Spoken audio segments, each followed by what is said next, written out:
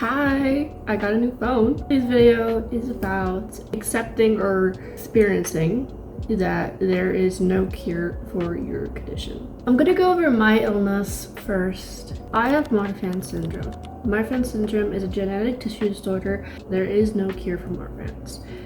It is a very rare condition. And if you don't know what genetic tissue disorders are, or just this one, because I'm sure there's many different variants. Basically, it just means that nothing in my body is held down. No bones, muscles, ligaments, veins, anything. So that causes heart issues and a lot of constructional issues. I had extreme scoliosis. My feet used to be curved inward. I had a pectus vacuum, which is the concaving of a chest. My hips have auto sockets when I was born. Like stomach organs and everything were up here when I was born, so they had like flip them back because they moved. Caused problems. But that also means that for the rest of my life, I will probably have to have surgeries to keep putting things back into place. The older I get, it varies. I have a very bad rare heart because of it. When I first got diagnosed with Marfan's, we thought it was Ehlers-Danlos. I don't know if I can pronounce it correctly. My bad. Found out it was Marfan's because Ehlers-Danlos. Hi there. You're gonna see a lot of me popping in. This is me editing it. I really don't like a lot of things I did in this video, so just be aware that I might pop up at any moment. But I didn't like how I ended that sentence. Basically, the reason that we, other than just genetic testing, because to like prove it, but the reason we were kind of leaning toward maybe it's not that and maybe it's Marfan's is because I can't pronounce it, so that condition does sometimes affect the heart, but the heart issues are more prominent in Marfan's than compared to that. And one of my main issues is my heart. So we found out that from that was more of Marfan's than anything. Marfan's has a higher risk, so wanted to tell you that. My heart, I have a dilated pulmonary artery, a mitral valve prolapse, and a heart murmur that you used to be able to hear from the outside. Laundry list of stuff.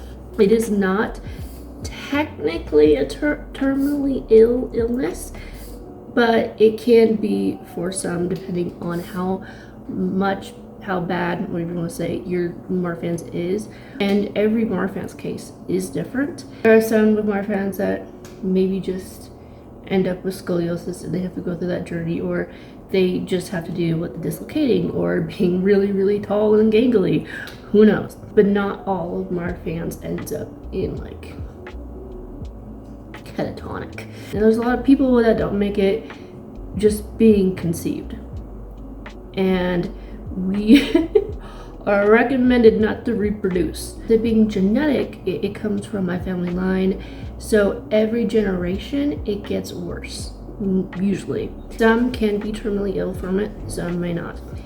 But your chances are way better nowadays because, you know, not that long ago, life expectancy for someone with Marfan's was like 40. And now the goal is like 60, 70, you know. I'm sure there have been some that made it 80, and that's a huge difference. As for me, we don't really know. This next decade will definitely be more of my tell sign, because a lot of it, other than the physical complications every year of, you know, your organ could shift into the wrong place and, you know, a bone could go in the wrong place. Things can happen.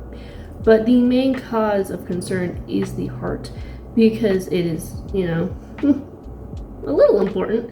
And I do have a bad heart. Last I have checked, like 3 years ago, there was no progression in deterioration of my heart. It was the same as last we had checked.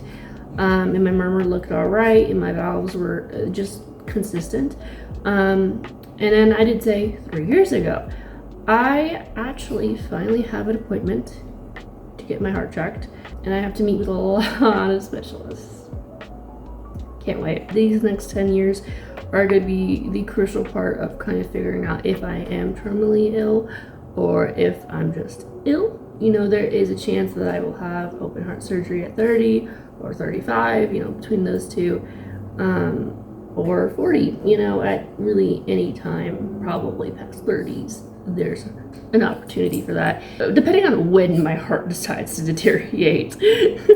But then I will be getting artificial valves and stuff. So, I mean, that's cool. I cannot play any sports, unless maybe it's like ping pong. Even then, you still probably would dissipate your wrists, especially no contact sports whatsoever.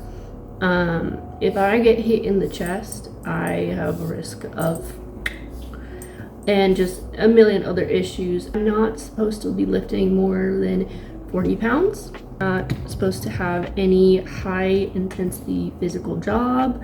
And the other thing I've learned about that definitely helps make us live longer, blood pressure medication. Because one of our main issues is that we have really, really high blood pressure for many, many reasons. High blood pressure, the more you're pushing through, it wears your heart out twice as fast. It's one of the main things we are suggested. And I used to be on it. I used to be on losartan, but it caused me a lot of heart pain. It was not worth it. It was a very bad experience for me. And I was supposed to get on a new one, and then I backed out because I got issues with medication. As of now, especially, you know, being engaged and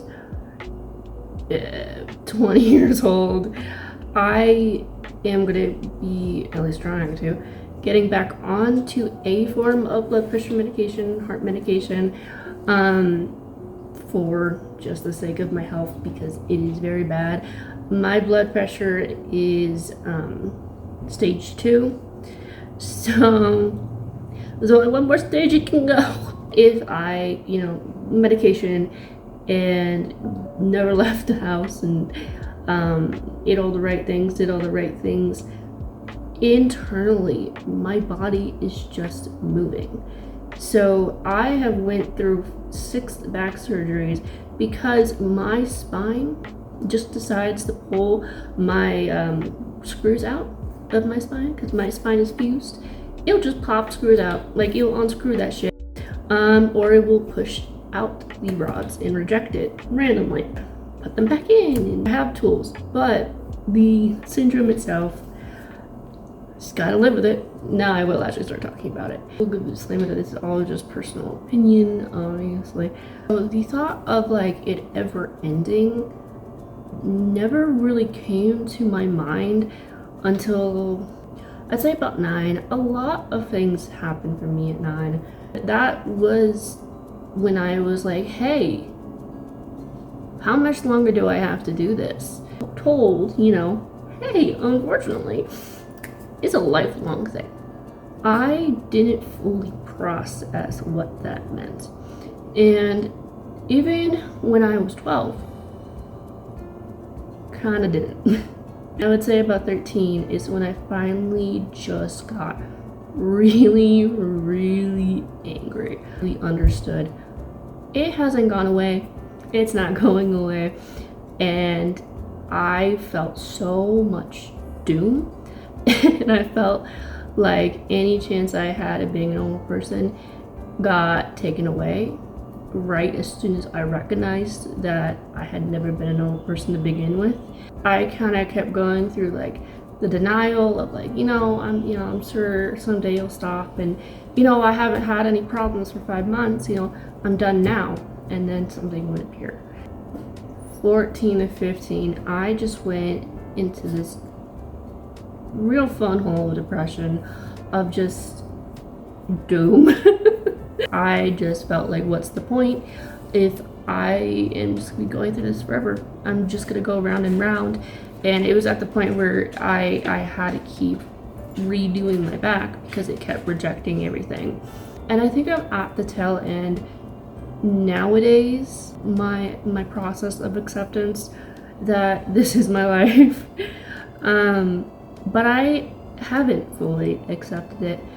But the main thing I've experienced nowadays is what is a good balance of accepting you're ill, like, you know, terminally ill, and accepting that you have control, and just because you're ill doesn't mean you're not a person, and trying to push yourself and trying to be more than just your illness.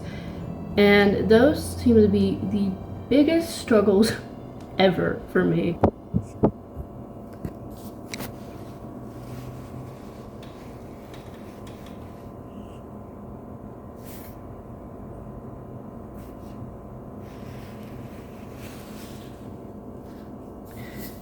She's inspecting the camera. Oh my God, it's a brand new phone, bitch. Anyway, go through so many aspects when you're ill of just you, your livelihood, your career, your relationships, your partner, your children, your home, everything. And you have to share your illness with your entire life. When I'm alone and I'm in pain or I'm struggling, it feels like an extra arm, you know, it's part of me, so I can handle these situations. Because I can have my, you know, unhealthy coping mechanisms, but I can't have that when I have the additions in my life, the family, the relationships, the kids, or whatever. And that makes you have to go through a whole new stage of acceptance, because you're not just accepting that your life is this now. You have to accept that everybody that cares about you, that's part of their life. Hi again. I don't feel like I ended this video in like a closure. I just felt like I just ended my rambling, because I feel like there was a few things I didn't like end the topic on, or like the point I was trying to make, because I think I was very tired that day when I was talking about all the different aspects that being ill comes from, and your family, your kids, all these things you're gonna have to experience, and you may be able to accept, you know, your illness within yourself. Like just when you're alone, you're gonna have to go through acceptance again and again when you meet those situations. But when you want to get married, if that's something you want to do, you're gonna have to go through a whole new acceptance, because that marriage is gonna bring out things of the illness that you couldn't have faced until you were in that situation with that person and all that. And then the same goes with kids. You're gonna have to have a whole new acceptance when you have to face, you know, what that brings out in you, or you can't play with your kids, or, you know, you're gonna have to miss this thing, or you're gonna have to have them visit you or not visit you when you're having a surgery, you know, whatever you choose. Just gonna bring out again things that you can't bring out by yourself. And I haven't experienced that yet. I mean, I'm starting to experience the marriage thing, because, you know, obviously I'm engaged. And even just, you know, the process of being engaged is bringing out things that I'm having to accept again, or re-accept, or from the start. You can take your time accepting it, and you can accept multiple things and not accept multiple things at the same time. You don't have to discredit things that you have processed and have worked through, because there's a new thing that you have to face. It just means that it's new stepping stone. You can still accept how you are when you're in pain. You can still accept that it may be forever, but, you know, it just doesn't discredit you. And that was one thing I don't feel like I summed up very well. Goodness, I don't like anything I did in this video. The subject I was trying to talk about, I did not do it correctly at all. I don't even know what the hell I'm talking about watching this back. So, I'll re-explain it. And your existence is this illness. It can be so consuming, and, you know, it feels like there's multiple parts of you. You feel torn. But then sometimes it can just feel like all you are is this illness, and it's so consuming, and it's, how do you like accept something that like completely changes you? It could feel just like, I'm ill. That's all there is to me. That's it. Nothing else. And then your brain goes, you have to accept that. And then you don't want to accept that. You don't have to. You can kind of detach yourself. Not like it's not you, don't fully dissociate, but like when you start having problems, like healthily kind of detach what you are and what you are in your ill version are going through. And is this me, or is this the kind of little guy on my shoulder? What's going on today? Kind of just if you want to visualize your illness, I think it kind of is like a coping mechanism. You kind of have control. And for me, a lot of things I need in my illness is control. Visualizing it, like I can decide how it looks. I can decide, how I want it to be around me and in my life. And that gives me some type of power over it. It's like horror movies. If you say its name, if you know its name, it can't hurt you. So I think that's my way of like having control over it, and it helps me, and it also does help me like understand when it is my illness and when it's me, because subconsciously now my instinct is just when I know it's my illness and it's so consuming, I'll like detach it and just put it to like behind me, and it will help me mentally be like, oh wait, right, this isn't a me thing, this is my illness, which is me. But it's not like, hey, I'm having a bad day, I woke up on the wrong side of the bed, I need to fix this. It's, hey, my chronic pain is acting up, I need to fix that part of me, because it can get all mixed, especially when you're ill every day. It's sometimes hard to tell what part of you is doing what, because you're always over-censored. So it's like a way to just kind of categorize yourself so that way you can manage yourself easier. Yeah, I really don't like how I explained anything in this video.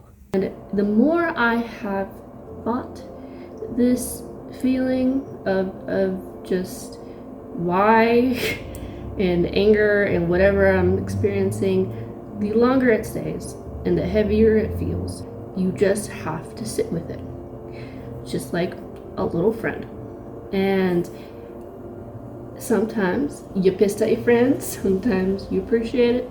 I feel guilty for a lot of things, but I always feel like I did something wrong, like it's my fault. It then feeds into the not being able to accept this, because I still feel like there's something I need to be made right, and it never leaves room for it to just be, because there's always something I need to fix, there's something I need to change, there's a new thing I need to try, there's this. And it's good to always try new things for your health, but when your day-to-day is just that, you don't get to experience your day-to-day, you just experience yesterday's anxieties.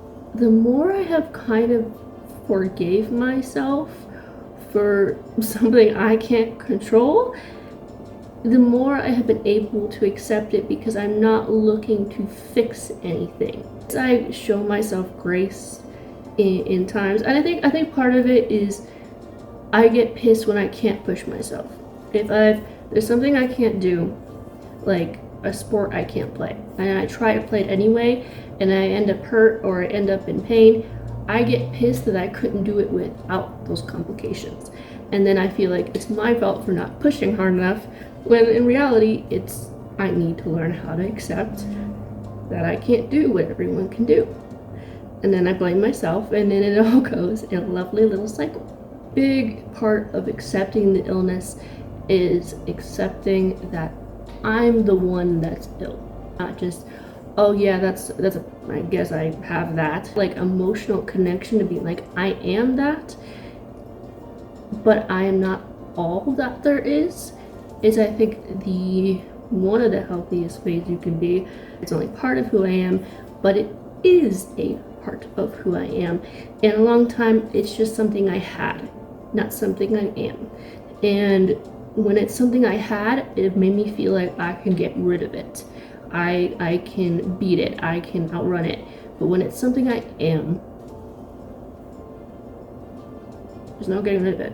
I don't know if I ever will have the answers to all my struggles. Just if acknowledging that the sensation is there is part of accepting because you're acknowledging it. It becomes like a fear-based relationship with being ill, like, you know, horrified that you're just gonna drop dead, or horrified of just being ill for the rest of your life. I know the feeling vaguely. Undig it from my suppressed memories. It is okay, and it's gonna be okay.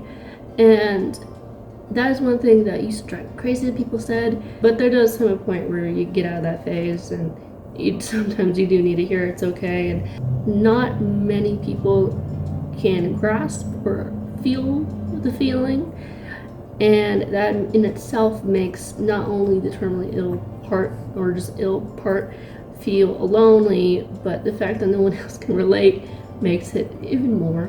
And you know, you aren't alone. There are so many people that are ill, and so many people that you would never guess are ill are. Every shock, every bad news, it all passes. And if you have, you know, bad news, you know, and sometimes no news is bad news, that like it's about to happen, scary feeling will pass, will feel different. I can't say it's gonna feel better or worse, but it will be different. I think one good thing you can always think about, other than just, you know, that you're amazing and strong for being who you are with your illness, but right now, pretty lucky because technology is really advancing. I'm not fully excited for all the way it's advancing, but medically, this is, you know, Marfan's could have a cure in 20 years. Who knows? Or just a lot of help. And any illness can really improve. There's always a positive. There's always an upside. And, you know, it's up to us to choose it.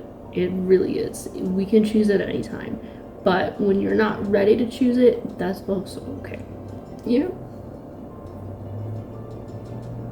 I think that's pretty much all I got. My throat is not happy from the talking. But to end it, as I'm trying to do, things you're gonna have to accept.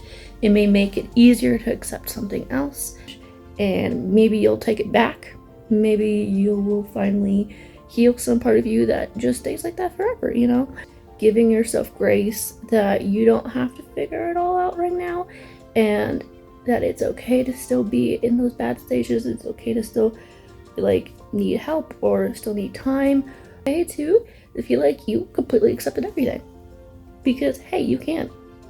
I think that is one thing of like, if you do feel like you have peace with your illness, someone will be like, it's not that easy, you know, it takes a really long time, or well, have you gone through this, well, have you experienced, what about this happen, like, and then if you say you have any negative emotions, they think, oh, see, you have my peace, you're still upset about this, and it's like, no, some people can just accept it, go on with their lives happy as ever, and that's totally okay too. And you know, acceptance doesn't always have to be, you know, fighting tooth and nail every single day. Some people can process it better or just differently, because you know, everyone's different. So if you feel like you have, then you have, and it's only up to you to decide if you have accepted something or not. Now, unbiasedness is a little unhelpful sometimes, but most of the time I am unbiased, so this is what you get. If you are in the process of accepting, you got this, and if there's aspects of acceptance that you want help on or talk about, please let me know. And like, if I feel like I have accepted it, I'll give my advice on how I feel like I did it. If I haven't, I'll just relate with you. Thank you for listening and watching, and I hope you guys have a wonderful day.